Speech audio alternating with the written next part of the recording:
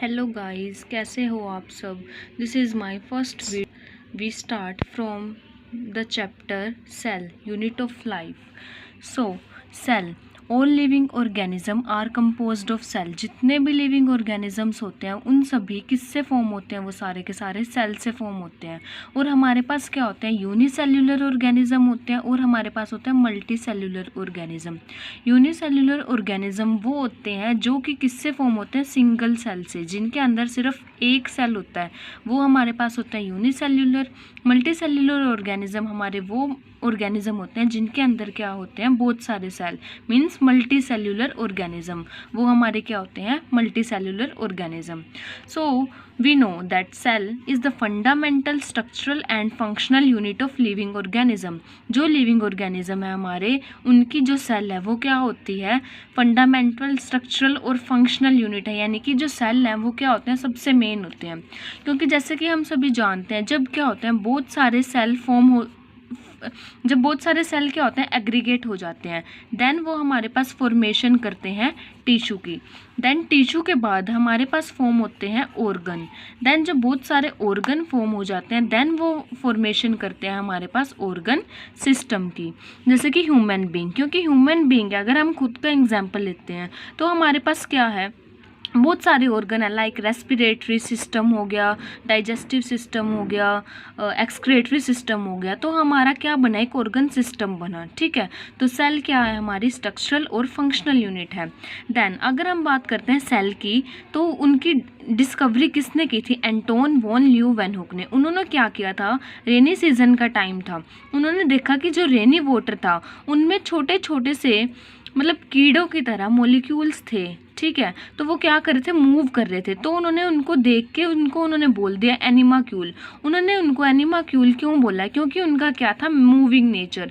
Then उसके बाद जब उनको देखा गया उनके ऊपर, तो उनको बाद में नाम दिया गया बैक्टीरिया। तो हम ये बोल सकते हैं कि जो हमारे पास सबसे फर्स्ट जो डिस्कवरी हुई थी लाइव सेल की, वो क्या था, हमारे पास बैक्टीरिया। यानी कि अगर हम यूकैरियोट और प्रोकैरियोट की बात करते हैं तो हमारे पास जो सबसे फर्स्ट क्या आए थे, हमारे पास प्रोकैरियोट्स। Next cytology. तो अगर हम सेल के स्ट्रक्चर की स्टडी करते हैं तो हम उस प्रोसेस को क्या बोलेंगे, साइटोलॉजी। देन नेक्स्ट हमारे पास क्या होते हैं, एसेंशियल कंपोनेंट होते हैं जो सर्वाइवल के सेल के लिए, यानी कि अगर हमें एक सेल को जिंदा रखना है तो उसके हमारे पास क्या होने चाहिए, 3 कंपोनेंट्स होने चाहिए। और वो 3 कंपोनेंट क्या होने चाहिए, cell membrane, cytoplasm and last is genetic material. अगर हमारे सेल में ये तीनों के 3 कंपोनेंट है तो वो सेल हमारी होती है लिविंग सेल, यानी कि वो सर्वाइवल सेल होती है। कैसे, ये 3 कंपोनेंट क्यों जरूरी होते हैं, तो first cell membrane. Cell membrane क्या करती है, सेल को शेप प्रोवाइड करेगी और उस सेल की क्या करती है, प्रोटेक्शन करती है। नेक्स्ट हमारे पास आता है साइटोप्लाज्म। साइटोप्लाज्म में क्या होते हैं, हमारे जितनी भी सेल की मेटाबॉलिक रिएक्शंस हो रही हैं वो सारी की सारी हमारे साइटोप्लाज्म के अंदर होती है। And last is the genetic material. Genetic material क्या होता है, हमारी हेरिडिटरी और जो इंफॉर्मेशन होती है उनको ट्रांसफ़र करता है कौन, genetic material in the form of DNA. तो अगर हमारे किसी भी सेल के अंदर ये तीनों के 3 कंपोनेंट हैं तो हम उसको मानते हैं कि वो क्या है, हमारा कंप्लीट सेल। बट अगर इनमें से कोई भी कंपोनेंट अगर हमारा नहीं है सेल के अंदर, अगर वो लैक है, तो वो क्या होता है, हमारा इनकम्प्लीट सेल। फॉर एग्जाम्पल अगर हम बैक्टीरिया सेल और वायरस की बात करते हैं, बैक्टीरियल सेल है उसमें हमारे पास क्या होता है, सेल मेम्ब्रेन भी होगी, साइटोप्लाज्म भी होती है और उसका खुद का जेनेटिक मटेरियल भी होता है। तो जो हमारी बैक्टीरियल सेल है वो क्या होती है, एक कंप्लीट सेल। बट हमारी वायरस की अगर हम बात करते हैं, उसके अंदर उस वायरस के अंदर कोई साइटोप्लाज्म नहीं होते, तो इस वजह से जो वायरस होता है हमारा वो क्या होता है, एक इनकम्प्लीट सेल। नेक्स्ट अगर हम बात करते हैं सेल की थ्योरी। सेल थ्योरी हमारे पास क्या आए थे, स्टार्टिंग में हमारे पास ना 2 साइंटिस्ट आए थे, एक थे हमारे पास मैथिस, दूसरे थे हमारे पास थियोडोर श्वान। सबसे फर्स्ट जो हमारे पास साइंटिस्ट आए थे वो थे मैथिस। वो एक जर्मनी थे और वो एक बॉटनिस्ट थे। उन्होंने हमारे पास 1838 में उन्होंने स्टडी की। उन्होंने क्या किया कि डिफरेंट टाइप के उन्होंने प्लांट्स की क्या की स्टडी की। तो जब उन्होंने प्लांट्स की स्टडी की तो उन्होंने वहाँ से एक चीज़ कंक्लूजन निकाला। उन्होंने बोला कि जितने भी प्लांट्स हैं ना हमारे, तो वो जितने भी हमारे प्लांट्स हैं वो कंपोज करते हैं सेल। और उसके प्रोडक्ट मतलब जैसे उनके अंदर प्रोटीन्स भी होंगे, लिपिड्स भी होंगे और उनके अंदर कार्बोहाइड्रेट्स भी होंगे, ठीक है। तब फिर नेक्स्ट उन्होंने बोला कि जो सेल होते हैं वो फाउंड हो रहे हैं ग्रुप्स में, यानी कि बहुत सारे सेल्स क्या ग्रुप्स में मिलके काम कर रहे हैं। तो जब हमने पहले पढ़ा कि जब हमारे पास बहुत सारे सेल ग्रुप्स में काम करते हैं तो वो क्या फॉर्म करते हैं, टिश्यू। तो उन्होंने यही कहा कि सेल किस में फाउंड हुए हमारे पास, ग्रुप में, और उन्होंने एक पर्टिकुलर फंक्शन परफॉर्म किया उन्होंने, तो इस वजह से उन्होंने उस सेल के ग्रुप को क्या बोला, उन्होंने टिश्यू। देन उसके बाद हमारे सेकंड साइंटिस्ट आए जो कि कौन थे, हमारे थियोडोर श्वान थे। वो थे एक ब्रिटेन से थे और वो एक जूलॉजिस्ट थे। उन्होंने 1839 में एक डिस्कवरी की। उन्होंने बोला कि जितने भी एनिमल है ना वो कंपोज कर रहे हैं सेल और उनके प्रोडक्ट वही कि प्रोटीन्स हो गए, लिपिड्स हो गए, कार्बोहाइड्रेट्स हो गए, ठीक है। फिर उन्होंने इस चीज़ से उन्होंने कंक्लूजन निकाला कि जो हमारे पास सेल है ना उसके अराउंड क्या एक थिन सी लेयर है जिसको आज हम क्या बोलते हैं, प्लाज्मा मेम्ब्रेन। उस टाइम उन्होंने उस लेयर को बोला था कि एक डिलिमिटिंग सी लेयर प्रेजेंट है। देन उन्होंने कंक्लूड किया जो प्लांट सेल होते हैं उनके बाहर एक हार्ड सी रिजिड सी नॉन लिविंग सी लेयर है सेल मेम्ब्रेन के बाहर, उसको क्या बोला गया बाद में, सेल वॉल, जो कि एक यूनिक फीचर होता है प्लांट सेल का कि प्लांट सेल के आउटर में क्या प्रेजेंट होती है हमारे पास, सेल वॉल। तो इस कारण उन्होंने उनकी इस डिस्कवरी के कारण एक हाइपोथेसिस आई थी जो कि क्या थी, स्वान हाइपोथेसिस। इस हाइपोथेसिस के अकॉर्डिंग क्या था हमारे पास कि जितने भी प्लांट और एनिमल्स हैं वो किससे कंपोज हो रहे हैं, सेल और देयर प्रोडक्ट, ठीक है। फिर हमारे पास क्या दी गई, दोनों की हाइपोथेसिस को देखकर हमारे पास आई सेल थ्योरी हमारी इन दो साइंटिस्ट ने दी थी। बट जैसे कि हमारे पास हर एक थ्योरी आती है तो हर एक थ्योरी की क्या होती है, कुछ ना कुछ ड्रॉबैक होती है। तो ऐसे ही इनकी सेल थ्योरी की भी एक ड्रॉबैक थी। इन्होंने कहा, लोगों ने बोला कि हाउ डिड यू, मतलब इन्हें एक्सप्लेन नहीं कर पाए थे कि ये सेल, मतलब जो नए नए सेल आ रहे हैं वो फॉर्म कहाँ से हो रहे हैं, इनके पास उसका कोई आंसर ही नहीं था। फिर हमारे पास क्या आए, हमारे थर्ड साइंटिस्ट आए जो कि कौन थे, रुडोल्फ विर्चो। वो आए थे हमारे पास 1855 में। उन्होंने इनकी इस ड्रॉबैक का एक आंसर दिया। उन्होंने बोला कि ओमनिस सेलुला ए सेलुला, मीन्स कि जो न्यू सेल है वो क्या हो रहे हैं, प्री एग्जिस्टिंग सेल से। मान लो ये एक पहले सेल है तो इसी से ही हमारे क्या आ रहे हैं, नए नए सेल अराइज हो रहे हैं। और इनकी इसको क्या बोला गया था, सेल लिनेज थ्योरी।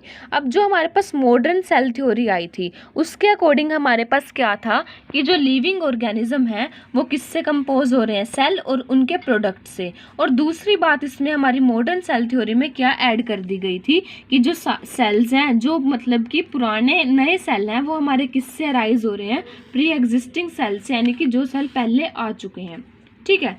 अगर हम ओवरव्यू देखते हैं सेल का, ठीक है, मतलब हमारे सेल में क्या क्या प्रेजेंट होते हैं। हमारा जो सेल है, सेल की जो आउटर वाली मेम्ब्रेन होती है उसको हम क्या बोलते हैं, सेल मेम्ब्रेन। अब सेल के अंदर क्या होता है, एक न्यूक्लियस प्रेजेंट होता है, ठीक है। अब वो न्यूक्लियस है, न्यूक्लियस हमारा क्या कैरी करता है, क्रोमोसोम।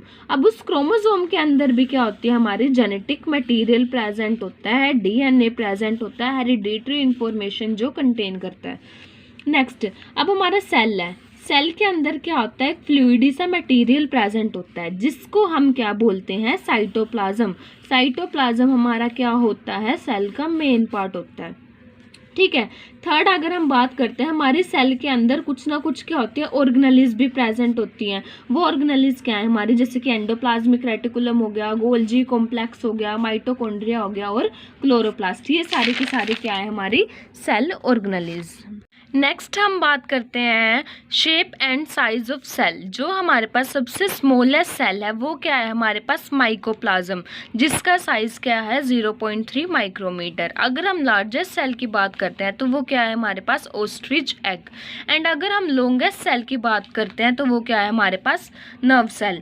अब सेल की अगर हम शेप की बात करते हैं तो वो क्या है, हर एक सेल का क्या होता है, डिफरेंट शेप होते हैं, जैसे कि डिस्क लाइक होगी, पॉलीगन होगी, क्यूबॉइड होगी, थ्रेड लाइक होगी, ऐसे इर्रेगुलर शेप होती हैं सेल की।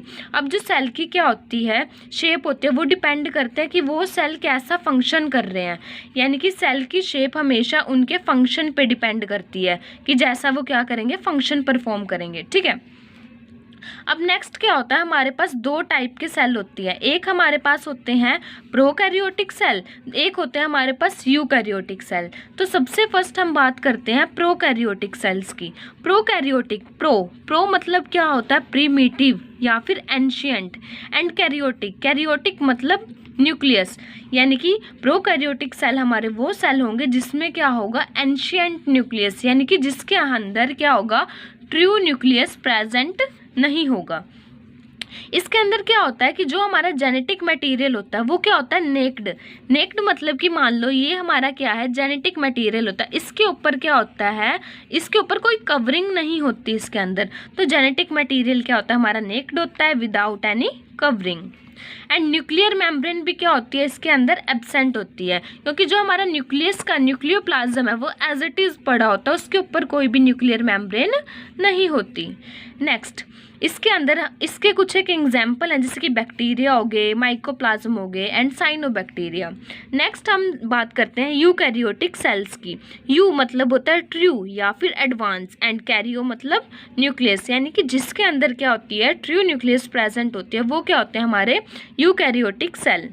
तो यूकैरियोटिक सेल के अंदर क्या होता है, जो जेनेटिक मटेरियल होता है वो हमारा कवर होता है, ठीक है। तो इस वजह से हम इसको क्या बोलते हैं, ट्रू न्यूक्लियस, यानी कि इसके अंदर जो हमारी न्यूक्लियर मेम्ब्रेन होती है वो भी क्या होती है, प्रेजेंट होती हैं। एंड जितनी भी हमारी मेम्ब्रेन बाउंड ऑर्गेनेलिज होती हैं वो भी इसके अंदर क्या होती है, प्रेजेंट, लाइक गोल्जी अपरेटस हो गया, एंडोप्लाज्मिक रेटिकुलम हो गया। तो यूकैरियोटिक सेल के कुछ एक एग्जाम्पल है हमारे पास, जैसे कि हो गया प्लांटी हो गया, एनिमेलिया हो गया and algae etcetera.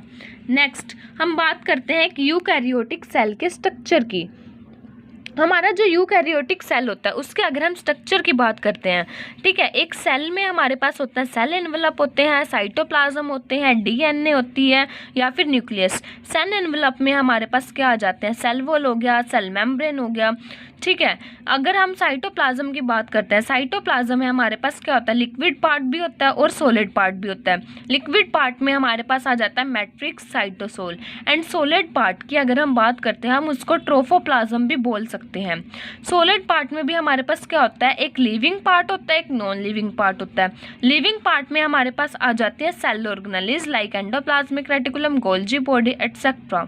And non living को अगर हम देखते हैं हम इसको बोल सकते हैं ड्यूटोप्लाज्म। जो हमारा नॉन लिविंग वाला पार्ट होता है ये कंटेन करता है वेस्ट प्रोडक्ट हो गया, फूड हो गया एटसेट्रा। अगर हम लास्ट डीएनए या फिर न्यूक्लियस की बात करते हैं तो ये होता है हमारा मास्टर मॉलिक्यूल होता है सेल का या फिर controller of the cell. Next हमने साइटोसोल वगैरह पढ़ा, साइटोप्लाज्म पढ़ा। अब कुछ एक टर्म्स पढ़ेंगे हम, जैसे कि प्रोटोप्लास्ट हो गया, प्रोटोप्लाज्म हो गया, साइटोप्लाज्म, साइटोसोल, ठीक है। अगर हम सबसे फर्स्ट बात करते हैं प्रोटोप्लास्ट की, तो प्रोटोप्लास्ट क्या होता है, अगर हम अपने सेल में से सेल वॉल को क्या कर दें, रिमूव कर दें, तो वो क्या होता है हमारा protoplast. Next protoplasm, protoplasm is what it is, अगर हम अपने प्रोटोप्लास्ट में से सेल मेम्ब्रेन को क्या कर दें, रिमूव कर दें, तो इट विल फॉर्म प्रोटोप्लाज्म।